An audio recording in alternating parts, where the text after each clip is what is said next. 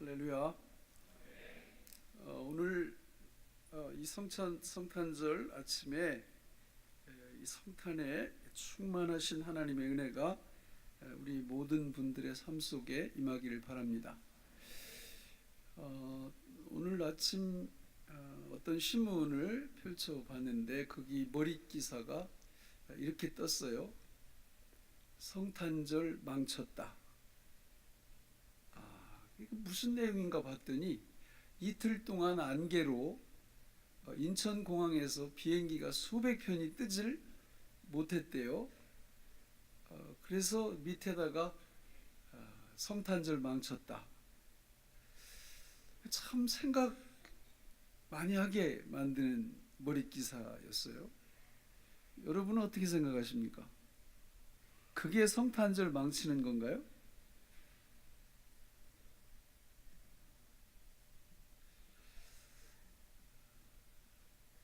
어제 제가 하나님 말씀 전하면서 이런 말씀 드렸어요. 제일 불쌍한 사람이 누구냐면 평생 교회 다니고 지옥 가는 사람. 있어서는 안 되죠. 있어서는 안 됩니다. 그런데 사실 그 종말을 다루고 있는 하나님의 말씀들을 보면 너무 많아요. 나는 너를 모른다, 이렇게 주님이 말씀하시는 이런 기록들이 성경 속에 너무 많이 있습니다. 오늘 우리는 성탄절을 맞이하면서 저는 이 영접이라는 이 말씀을 갖고 은혜 나누기를 원합니다. 예수님께서 이 땅에 오신 것은 하나님의 사랑 때문에 오신 겁니다. 하나님 아버지가 보내신 것이죠. 왜냐하면 우리를 구원하시려고. 그래서 그 구원은 어떻게 이루어지는가 봤더니 오늘 12절 말씀대로 예수님을 영접할 때 그 구원이 이루어진다, 이렇게 말씀합니다. 구약시대에는 예수님을 어떻게 영접했을까요? 구약시대에는 오실 예수님을 영접하고 구원을 받았습니다.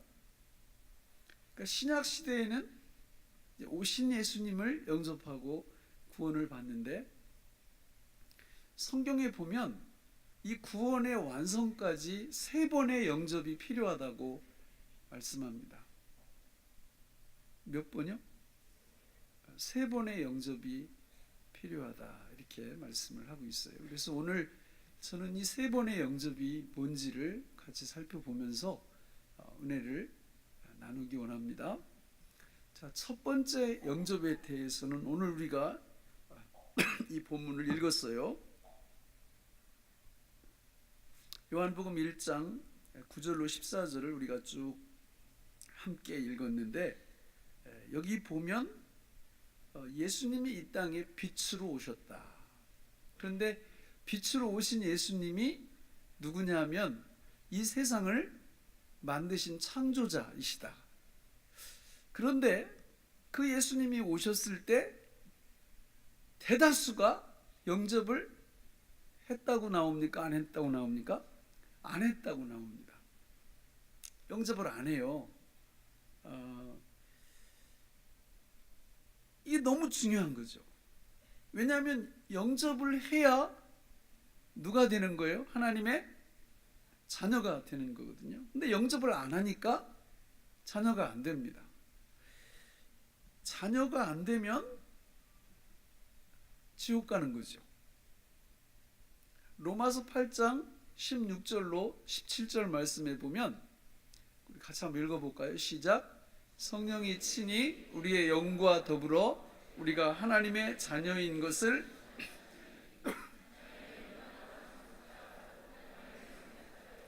그리스도와 함께한 상속자니 우리가 그와 함께 영광을 고난도 함께 받아야 할 것이니라, 이렇게 말씀합니다. 상속자가 되는 겁니다. 예수님을 영접을 해야. 요즘 청와대에서 탄저균 백신을 거액을 들여서 300명 분을 이렇게 구입을 했다고 그래요. 근데 북한에서 핵을 쏠 수도 있고 생화학 무기로 공격할 수도 있습니다. 지금 상황이 보통 위중한 게 아니에요. 하나님이 이 민족에게 그런 환란을 허락하실 수도 있습니다. 그래서 예수님 영접은 더 중요하고 더 필요합니다. 정말 우리가 그 끔찍한 상황이 우리 앞에 펼쳐졌을 때 예수 그리스도를 영접함으로 그분이 주시는 구원을 정말 누릴 수 있다면 굉장히 힘들겠지만 되는 겁니다. 괜찮은 겁니다. 그러나 우리가 예수 그리스도를 바르게 영접하지 않으면, 그런 환난과 어려움이 우리에게 닥치면 우리의 신앙은 다 이론에 그칠 겁니다. 어려운 상황이 발생하면 다 배교할 것이고 다 주님을 버릴 것입니다. 그러나 영접이 바르게 되면, 여기 지금 저 말씀 끝에도 다른 말씀으로 넘어가 있네요. 보니까 아까 직전 말씀에 보면 그와 함께 영광을 받기 위하여 무엇도 함께 받는다? 고난도 함께 받는다. 고난이 와도 너끈히 이길 수 있다, 그 말입니다. 예수를 믿는 우리들은 실상 순교의 각오까지 하고 믿지 않으면 우리 믿음을 지킬 수가 없어요. 성탄절 날 외국으로 놀러 가면서 비행기 못 떴다고 성탄절 망쳤다, 이런 사고를 갖고 사는 분들이 구원이 뭔지 알까? 모릅니다. 하나님을 향한 우리의 신앙, 그분을 영접하는 그 영접한다는 그 의미, 이게 그렇게 그냥 지적인 단순한 동의가 아님을 우리가 명심해야 될 때입니다. 예수 그리스도께서 이 땅에 오셨을 때, 아기 예수로 오셨을 때 누구만 영접했느냐면, 우리 누가복음 2장 8절로 19절을 쭉 이렇게 보시면, 한번 눈으로 읽어보세요. 눈으로 쭉 올려주세요. 10절, 11절, 쭉 13절, 14절, 15절 쭉 보시면 누가 영접해요?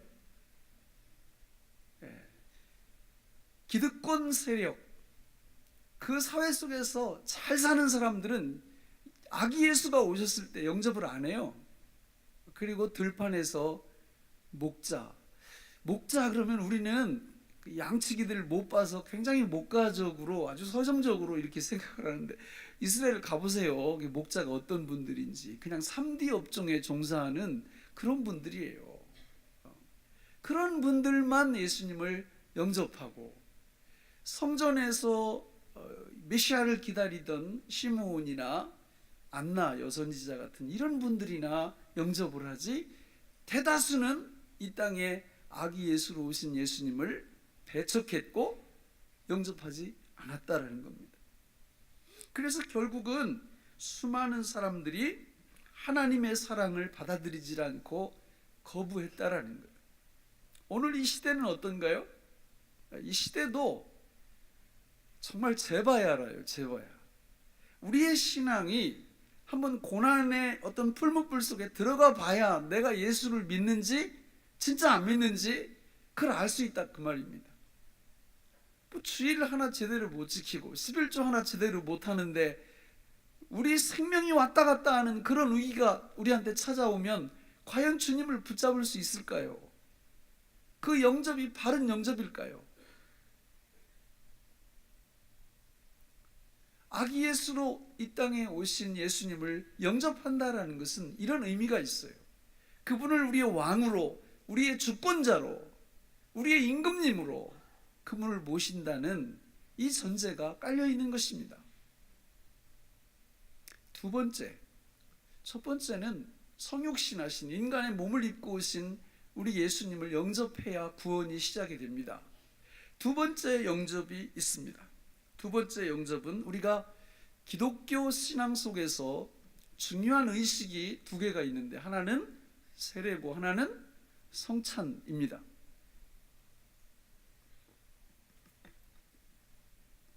세례의 의미는 인간의 몸을 입고 오신 예수 그리스도를 나의 왕으로 영접한다, 그런 뜻을 갖고 있어요.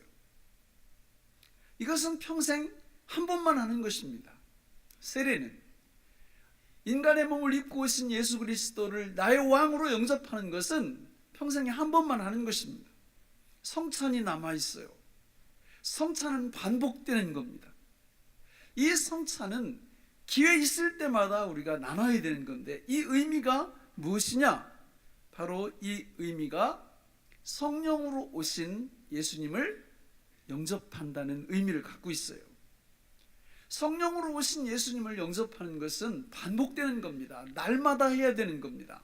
이것을 잘 표현하고 있는 성경 구절이 요한계시록 3장 20절입니다. 우리 같이 한번 읽어보겠습니다. 시작.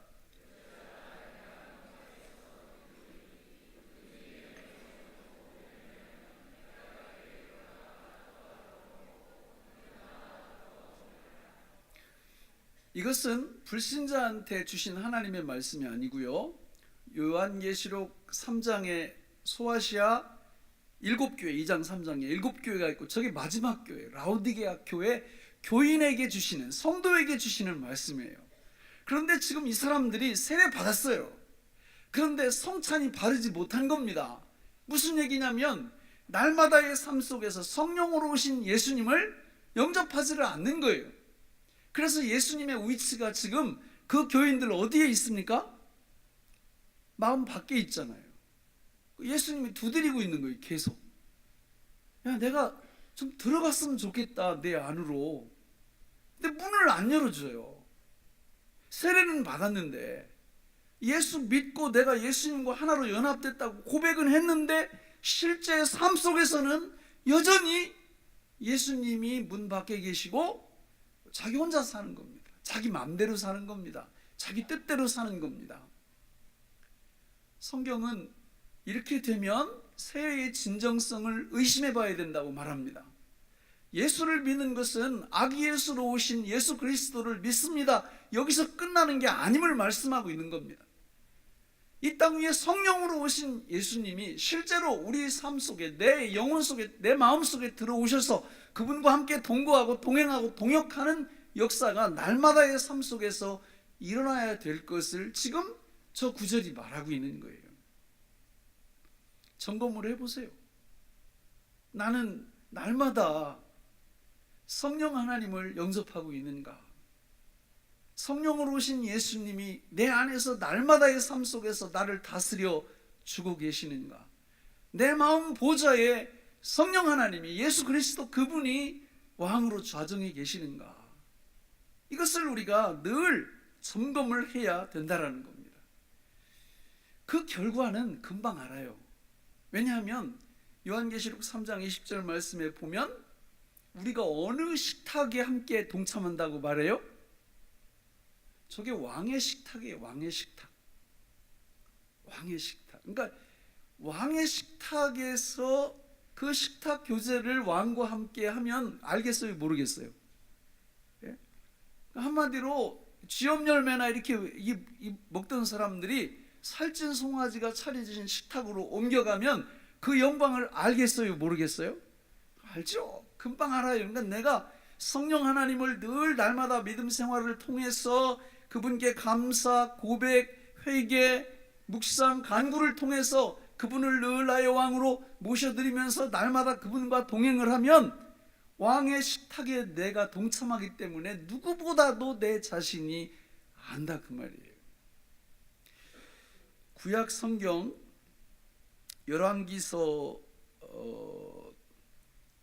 열왕기서에 보면 4장 21절로 23절에 보면 거기 한번 읽어볼까요? 시작. 솔로몬이 그 강에서부터 블레셋 사람의 땅에 이르기까지와 애굽 지경에 미치기까지의 모든 나라를 다스림으로 솔로몬이 사는 동안에 그 나라들이 조공을 바쳐 섬겼더라.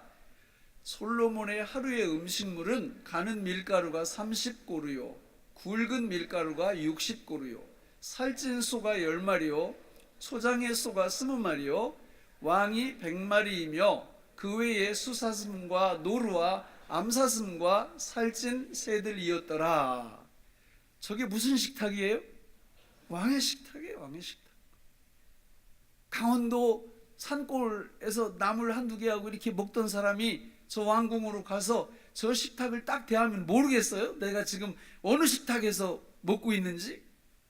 내가 왕이 되어서 이 땅 위에서 살면서 사는 그런 삶하고 예수 그리스도 영으로 오신 성령님 그분을 왕으로 모시고 그분과 함께 내가 나와 더불어 먹고 너는 나와 더불어 먹으리라는 그 왕의 식탁에 내가 들어갔을 때 그 실상을 모르겠습니까?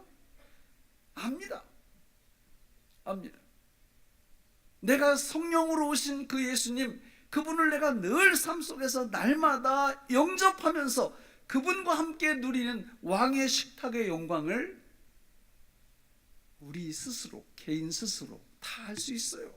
두 번째 영접이 중요한 겁니다. 두 번째 영접이.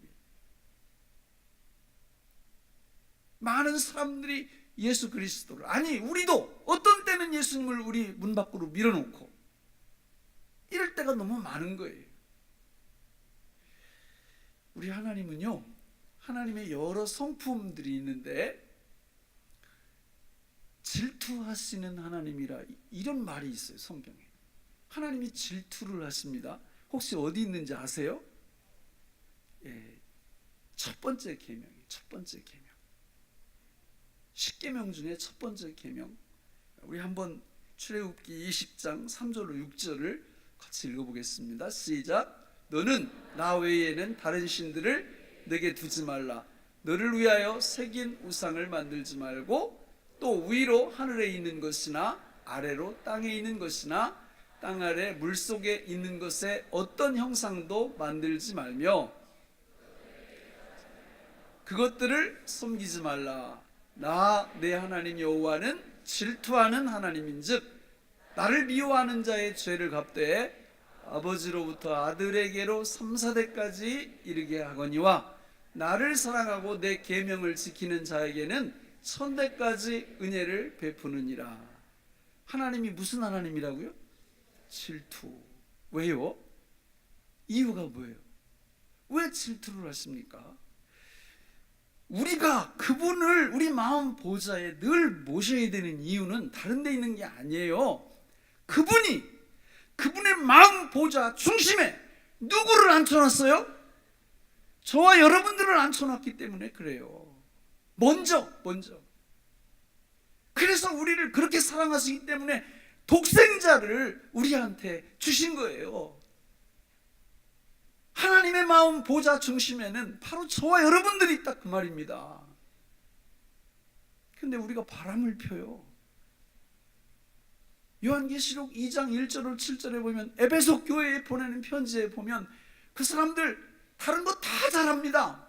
그런데 뭘 버렸어요? 처음 사랑, 첫사랑을 버린 거예요. 쉽게 말하면 바람 폈다 그 말이에요.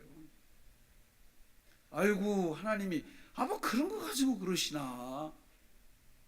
입장 바꿔놓고 생각해봐요. 우리 남편이 나 말고 다른 여자 데리고 이렇게 살아. 그런데 뭐 그럴 수도 있지 뭐.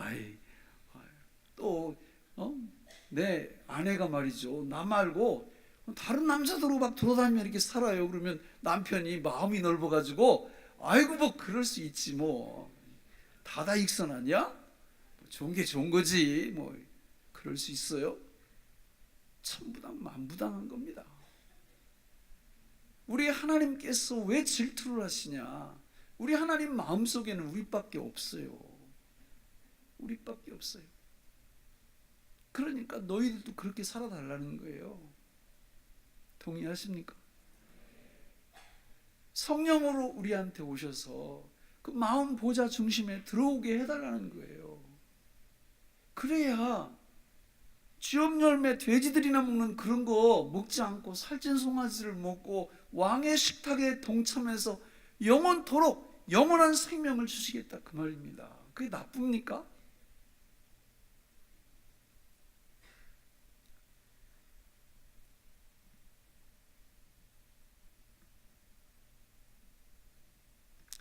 이걸 아는 분들은 날마다 믿음 생활을 하죠.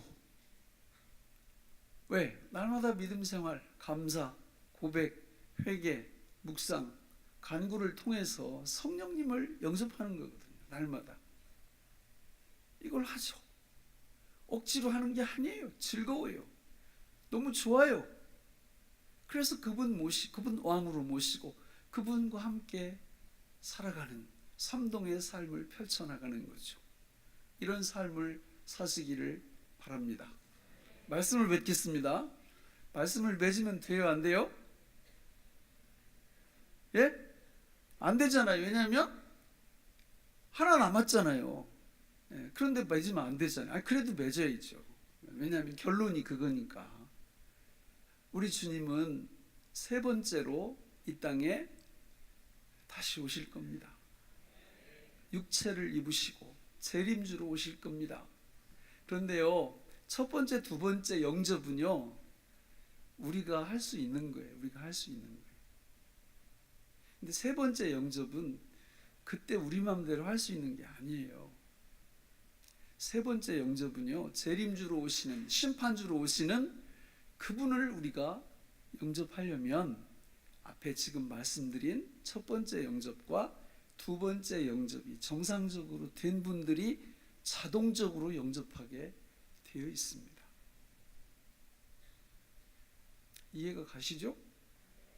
저는 우리 세교중앙교회에 속해 있는 정말 한 분도 예외가 없이 다시 오실 예수 그리스도, 심판주로 오실 예수 그리스도를 다 영접하시는 분들이 되시기를 주님의 이름으로 축원합니다.